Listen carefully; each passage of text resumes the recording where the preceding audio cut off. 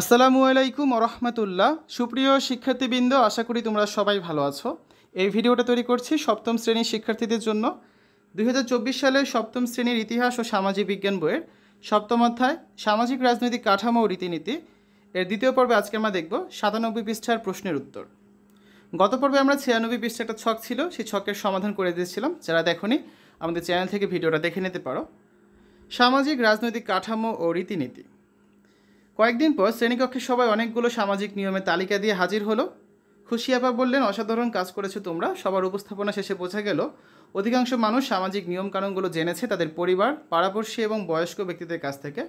সবাই জানে এসব নিয়মকানুন মেনে না চললে আইন কোনো শাস্তি দেয় না, কিন্তু সমাজের অধিকাংশ মানুষ এসব নিয়ম না মানা মানুষদের অপছন্দ করে। এবারে উপরের ছকটি ব্যবহার করে চলো আমরা আরও কাজ করি। নিজেরা দেখে নিই, যাদের কাছে জিজ্ঞেস করে তালিকাটা তৈরি করেছি তারা নিজেরা এইসব নিয়ম কানুনের বিষয়ে কী মনে করেন, তারা কোথা থেকে নিয়মগুলো পেয়েছেন, এসব নিয়ম না মানলে কি হয়।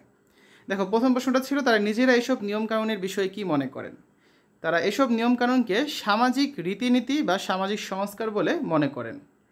2 নম্বরে ছিল তারা কোথা থেকে নিয়মগুলো পেয়েছেন। তারা সমাজ, পরিবার থেকে এইসব নিয়মকানুনগুলো পেয়েছেন। 3 নম্বরে ছিল এসব নিয়ম না মানলে কি হয়।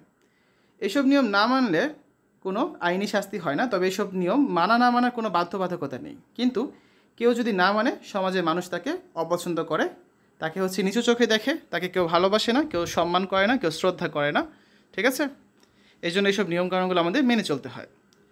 এরপর দেখো, একটা ছক আছে পরের পৃষ্ঠায়, এটা আছে তোমাদের বই 98 পৃষ্ঠায়। আমরা এই ছকটা পরবর্তী ক্লাসে পূরণ করে দেব, যে পরিবারের নিয়মকানুন মেনে না চললে কী হতে পারে, স্কুলের নিয়মকানুন মেনে না চললে কী হতে পারে।